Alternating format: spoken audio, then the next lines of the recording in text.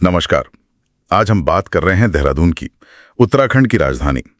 ये शहर अपनी खूबसूरती, अपने शांत माहौल के लिए जाना जाता है। तो आज हम जरा गहराई में जाकर देखेंगे इसके इतिहास से लेकर आज के दौर तक। हमारे पास जो जानकारी है वो काफी कुछ बताती है। हाँ बिल्कुल, देहरादून की कहानी में कई परतें हैं। तो शुरुआत इसके नाम से ही करते हैं। बड़ा दिलचस्प है ये। एक कहानी तो इसे महाभारत से जोड़ती है, गुरु द्रोणाचार्य से। सुना है इसे द्रोण नगरी भी कहते थे। हाँ, ये एक मान्यता है, मतलब पौराणिक कथाओं में इसका जिक्र है। और दूसरी कहानी 17वीं सदी की है। अच्छा। हाँ, जब सिख गुरु राम राय जी यहाँ आए और उन्होंने अपना डेरा डाला। ओ, तो डेरा से देहरादून। बिल्कुल। और आज भी उनका बनाया गुरुद्वारा गुरु राम राय दरबार साहिब शहर का एक बहुत महत्वपूर्ण हिस्सा है। ये दिखाता है कैसे इतिहास और मान्यताएं साथ साथ चलती हैं। ये तो वाकई दिलचस्प है। और अगर इतिहास की बात करें तो अंग्रेजों का भी काफी असर रहा है यहाँ पर, है ना? वो सुगौली संधि के बाद। हाँ, 1815 की सुगौली संधि वो एक बड़ा मोड़ था। उसके बाद ही अंग्रेजों के कंट्रोल में आया। तो उन्होंने इसे सिर्फ एक मिलिट्री कैंटोनमेंट बनाया? वो तो था ही, लेकिन उससे भी बढ़कर उन्होंने यहाँ कुछ बहुत महत्वपूर्ण संस्थानों की नींव रखी, जैसे कि वन अनुसंधान संस्थान मतलब FRI। हाँ, FRI तो बहुत फेमस है। और भारतीय सैन्य अकादमी IMA भी।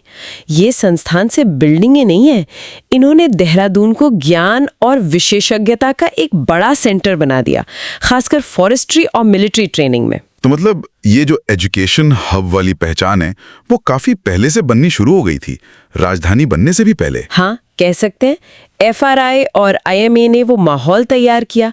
फिर बाद में ददून स्कूल, वेलहम गर्ल्स जैसे नामी स्कूल आए। हाँ, उनके नाम तो सुने। तो इन सब ने मिलकर देहरादून को स्कूलों का शहर बना दिया।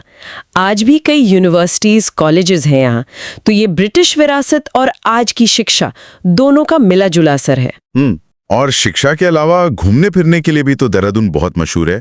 मैंने रॉबर्स केव, गुच्चू पानी के बारे में सुना है, वो गुफा जिसके अंदर से नदी बहती है। हाँ, गुच्चू पानी वो वाकई में एक अनोखी जगह है। हाँ। और सहस्त्रधारा भी है, वो सल्फर वाले झरने। अच्छा, गंधक वाले झरने। कहते हैं उनमें नहाने से स्किन ठीक होती है। हाँ, ऐसी मान्यता है कि उसमें औषधीय गुण है। लेकिन देखिए, देहरादून का टूरिज्म सिर्फ इन 2-4 जगहों तक ही नहीं है। अच्छा, और क्या है? ये एक तरह से गेटवे है।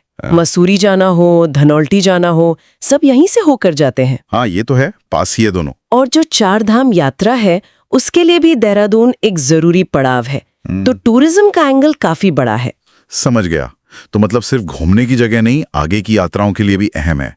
अच्छा, इकोनॉमी की बात करें तो क्या सिर्फ टूरिज्म और एजुकेशन पर ही टिकी है? मैंने लीची के बारे में भी सुना है। हाँ, आपने सही पकड़ा।